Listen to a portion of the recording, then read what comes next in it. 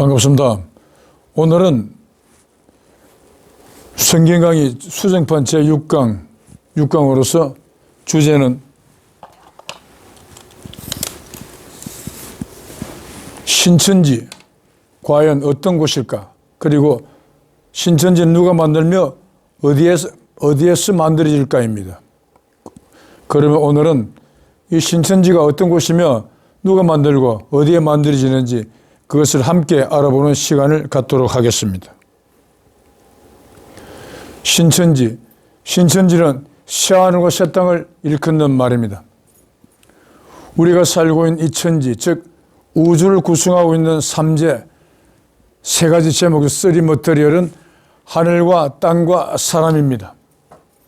또한 이 세상의 특징은 바로 죽음이 지배하고 있는 세상이라는 것입니다. 그러면 신천지가 어떤 세상이 될지에 대한 단서는 신천지라는 단어 그 자체에 이미 포함되어 있다고 할 수 있을 것입니다. 신천지는 죽음이 지배하고 있는 지금의 세상과는 전혀 다른 세상이 될 수밖에 없습니다. 쉽게 말하면 죽음이 없어진 세상이 그러한 곳이 되는 건 당연할 것입니다. 성경에도 분명히 신천지가 도래할 것을 의미하는 구절들이 존재하며 그러한 성경 구절을 아래에 인용하겠습니다. 먼저 요한복음 5장 39절입니다. 너희가 성경을 상고하는 것은 그 속에 영생이 있습니다. 그러니까 사람들이 성경을 자세하게 살펴보고 생각하는 것은 그 목적은 성경 속에 안내되어 있는 영생을 자기 것을 만들기 위해서, 다시 말씀드리면 영생의 존재가 되기 위해서 성경을 공부한다는 것입니다. 이것은 또 달리 표현을 하면은 영생은 하나님밖에는 영생하는 존재가 없습니다. 그러므로 성경을 공부하는 궁극적인 목적은 바로 하나님 되기 위해서 공부한다는 그런 뜻이 되는 것입니다. 그리고 디도서 1장 2절입니다.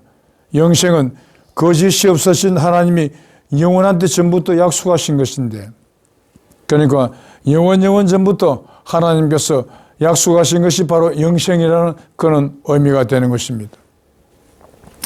또한 고린도전서 15장 26절입니다. 맨 나중에 멸망받을 원수는 사망이니라. 한간의 종교단체에서는 누구를 열심히 믿으면 죽어서 천국이나 극락에 들어갈 수 있다고 너무나 잘못된 주장들을 하고들 있습니다. 그러나 성경은 분명히 그런 것이 아니고 우리가 살고 있는 이 죽음이 지배하고 있지만 이 세상에서 언젠가는 죽음이 없어진다는 것입니다. 그렇게 죽음이 없어지는 때가 맨 나중이라는 때가 죽음이 없어진다는 것입니다. 그러면 저 맨 나중이 금년이 2023년입니다. 그러면 2024년 내년에 올지 아니면은 2300년 올지 또한 3000년 올지 그것을 말할 수 있는 인간은 존재할 수가 없습니다. 그러나 맨 나중이라는 단어가 어떤 개념일지는 우리가 설명은 할 수는 있을 것입니다.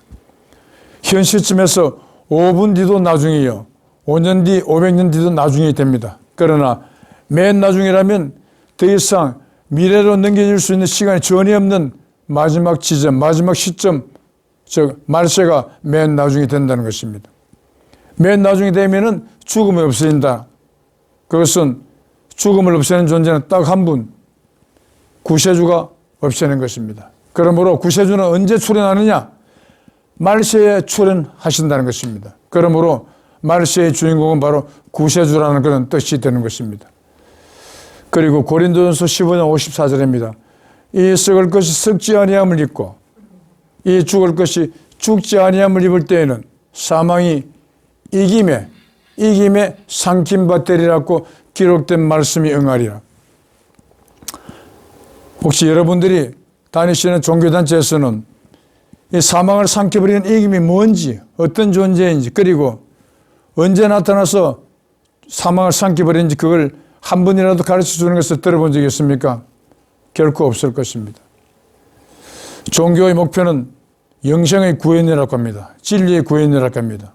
진리는 변치 않는 것이므로 사람이 죽는 곳에는 진리가 없는 것입니다. 그리고 이사야서 26장 19절은 주의 이슬은 빛난 이슬이니 땅이 죽은 자를 내어 놓으리로다. 전에도 몇 번 말씀드렸지만은 이 이사야서 26장 19절은 구세주의 소명이 적혀 있다고 말씀드렸습니다. 구세주가 왜 이 땅에 오시게 되어 있느냐? 무엇하러 오시게 되었느냐? 바로 죽음을 없애버리기 위해서 온다는 것입니다. 무엇으로 죽음을 없앤다? 바로 빛난 이슬을 들고 나오시오. 이 빛난 이슬을 가지고 죽음이 맞는 이 세상에서 죽음을 싹 없애버리고 죽음이 지배하고 이 세상을 지상 천국으로 만드시기 위해서 오신다는 것입니다. 그러나 구세주가 하신 지 2023년이나 되는 금년이지만은 아직까지 한 번도 이 땅에서는 죽음이 없어진 적이 없었습니다. 여러분, 그것은 무엇을 방증한다고 생각하십니까?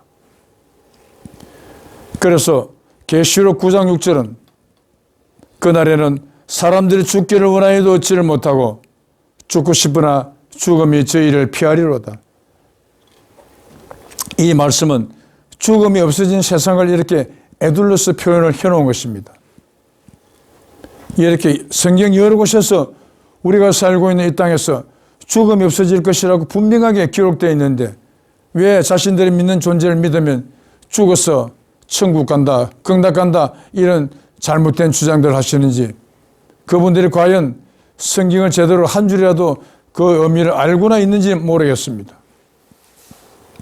이 세상에는 많은 사람들이 성경을 공부하고 있습니다. 그렇게 성경을 공부하는 목적을 그 속에서 영생을 얻기 위함이라고 요한복음 5장 39절은 명시하였으며 그 영생은 또한 하나님께서 영원 전부터 약속하신 것이라고 디도서 1장 2절에 기록이 되어 있습니다.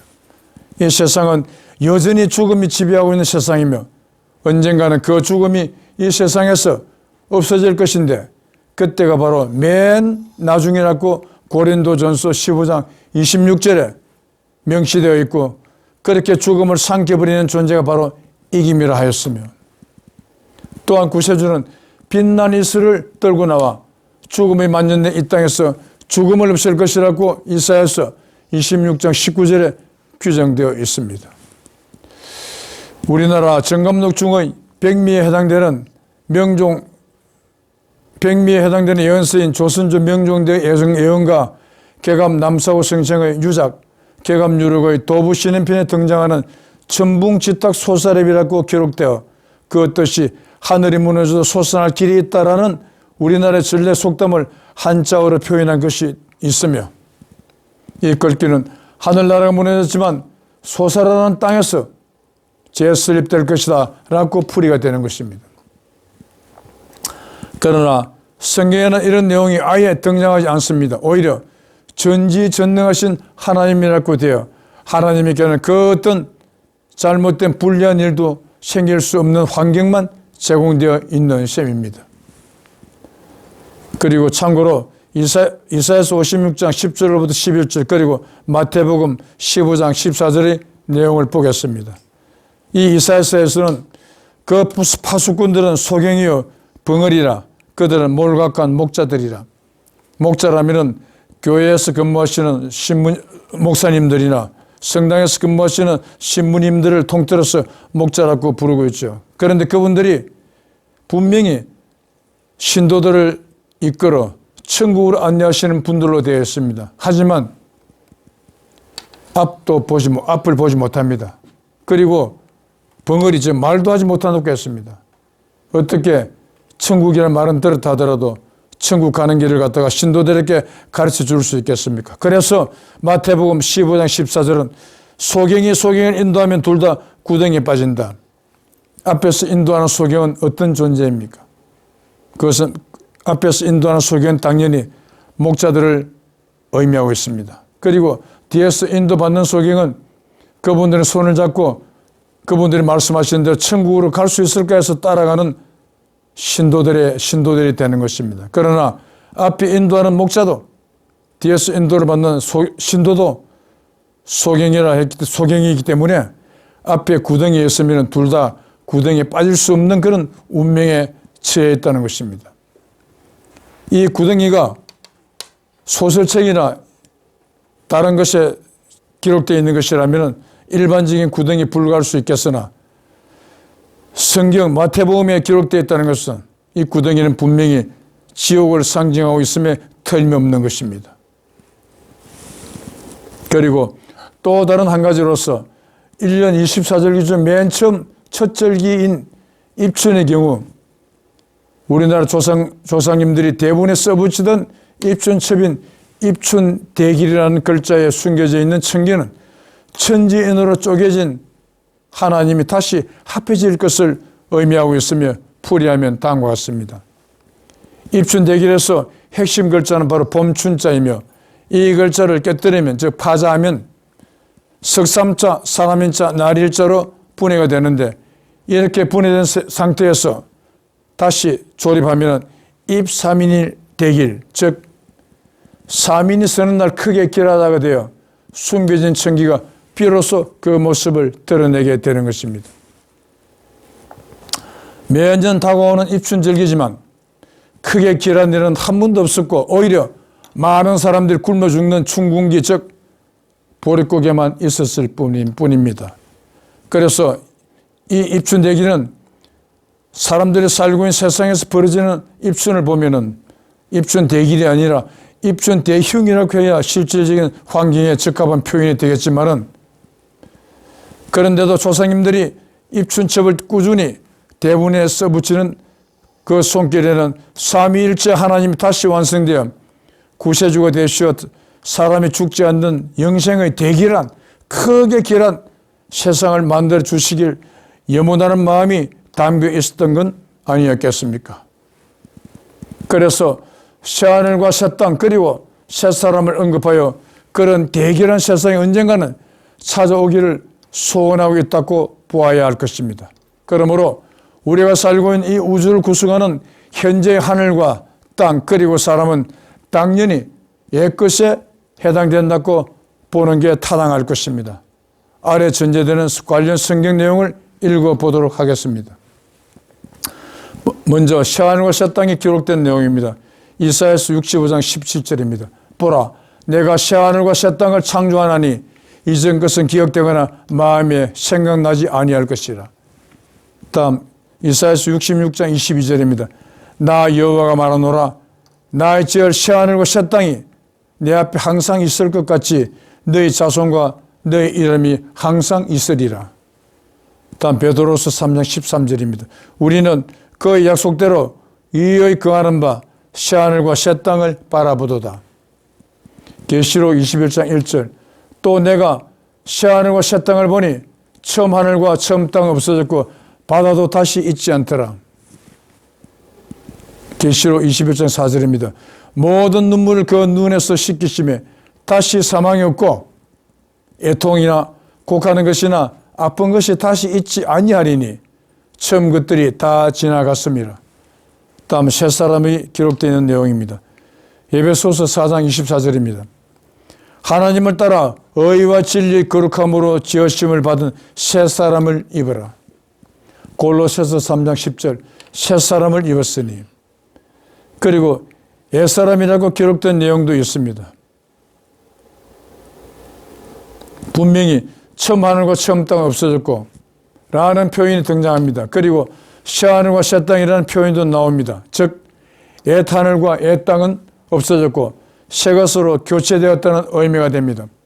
그러면 여기서 옛 것과 새 것은 어떤 차이가 있을까요? 계시록 21장 4절에는 다시 사망이 없고 라는 표현이 있는 것을 보아 새 하늘과 새 땅은 죽음이 없어진 새로운 세상을 의미함이 틀림없으며 지금 우리가 살고 있는 현 세상 즉 죽음이 지배하고 있는 이 세상은 이미 없어지고 천국이 이루어진 영생의 세상이 되었음을 알리는 것이라고 받아들이는 것이 너무나 당연할 것입니다. 맨 나중도 찾아올 즉 도래될 새 세상을 의미하는 것이요 썩지 않고 죽지 않는 세상 역시 동일한 세상의 표현이며 죽음을 얻지 못하고 죽기를 원하는 자를 오히려 죽음이 피하게 된다는 세상 또한 그의 다름 아님을 쉽게 짐작할 수 있습니다. 새 하늘과 새 땅에는 응당 새 사람이 살게 되어 있습니다. 다시 말씀드리면 구천지인이 신천지 인도로 교체되는 것을 의미하고 있습니다. 이른바 새 세상에서 살 수 있는 사람은 성경 요한복음 3장 5절에 기록되어 있는 성령으로 거듭난 자일 수밖에 없을 것입니다. 즉 이사야서 7장에 처녀가 낳은 임마누엘은 아들이 악을 버리고 선을 택한 자요. 또한 이사야서 59장 20절에 나오는 야곱 중에서 재과를 떠난 자이며, 그리고 요한복음 3장 5절에 성령으로 거듭난 자로서 다시 하나님으로 부활된 존재가 되었으니 천국에 들어갈 자격자이며 구원받은 자가 되는 것입니다. 그런데 구원은 구세주께서 해주시는 것입니다. 구원의 방법에 대해 성경은 어떻게 설명하고 있는지 해당 구절을 알아보면 다음과 같습니다. 먼저 창세기 3장 22절입니다. 성경에 등장하는 몇 가지 구원론 중에서 가장 먼저 등장하는 것이 바로 이 창세기 3장 22절입니다. 그가 즉 선악과를 따먹은 아담과 해와가 선악과를 따먹었던 그 손을 들어 생명나무 실과도 따먹고 영생을 가노라. 그러니까 선악과를 따먹고 죽게 되었지만은 생명과를 따먹으면 선악과의 독이 해소가 되고 다시 영생체로 회복이 된다는 것입니다. 그러니까 구원을 받을 수 있는 첫 번째 조건, 생명과를 따먹어야 된다는 것입니다. 그리고 두 번째는 에베소서 2장 8절입니다. 믿음으로 말미암아 구원을 얻었나니 믿음은 하나님이 주시는 선물이라. 이 에베소서 2장 8절은 믿음은 이것이다 라고 믿음에 대한 정의가 기록된 곳이라고 전에 몇 번 말씀을 드렸습니다. 한간의 종교단체에서는 누군가를 믿는 마음을 믿음이라고 그렇게 잘못 가르치고 있다고 하지만 이 에베소 2장 8절 그대로 받아들이면 됩니다. 믿음은 무엇이냐? 바로 하나님께서 주시는 선물이다. 선물은 그 선물을 주는 존재가 반드시 가지고 있는 것을 주게 되어 있습니다. 하나님은 영생의 신이십니다. 그러므로 영생의 영밖에는 가지신 게 없습니다. 그래서 하나님께서 주시는 선물은 영생 그 자체가 되는 것입니다. 그도 그럴 것이 죽을 수밖에 없는 사람들에게 가장 고귀한 선물은 영생 외에는 있을 수가 없습니다. 다음은 고린도전서 15장입니다. 첫사람 아담은 산영이 되었던 것 같이 마지막 아담은 살려주는 영이 되었나니, 그러나 먼저는 첫사람 아담은 신령한 자가 아니요 육체를 가진 육 있는 자요 그 다음에 신령한 자니라. 첫사람은 땅에서 났으니 흙에 속한 자이거니와 둘째 사람은 하늘에서 났었느니라. 살려주는 영이라는 것은 바로 구세주를 이름하는 것입니다.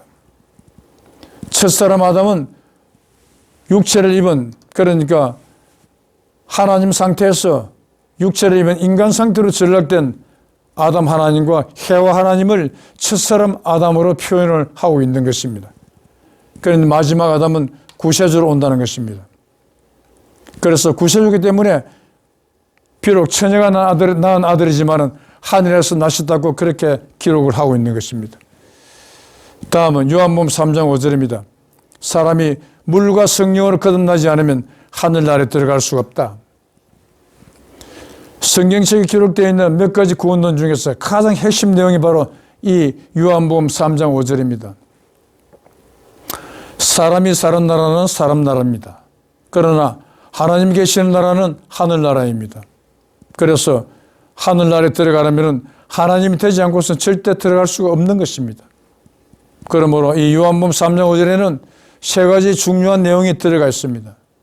그 첫 번째는 사람이 원래 성령적 하나님이었었는데 하나님이었었다. 그리고 두 번째는 사람은 절대 하늘나라에 들어갈 수가 없다. 그리고 마지막 한 가지는 하늘나라에 들어가려면 성령적 하나님으로 다시 하나님이 되어야 들어갈 수 있다는 그런 내용이 되는 것입니다. 이른바 새 세상에 입성할 수 있는 조건, 즉 구원의 조건이 확인되었습니다. 첫째, 생명과를 따먹거나, 둘째, 하나님으로부터 믿음을 선물로 받거나, 셋째, 둘째 아담을 만나거나, 네 번째는 성령으로 거듭나거나 중 어느 한 가지 조건이 갖춰져야 할 것입니다. 구원은 하나인데 방법은 다수로 규정되어 있지만 그 방법은 서로 다를 수가 없는 것입니다.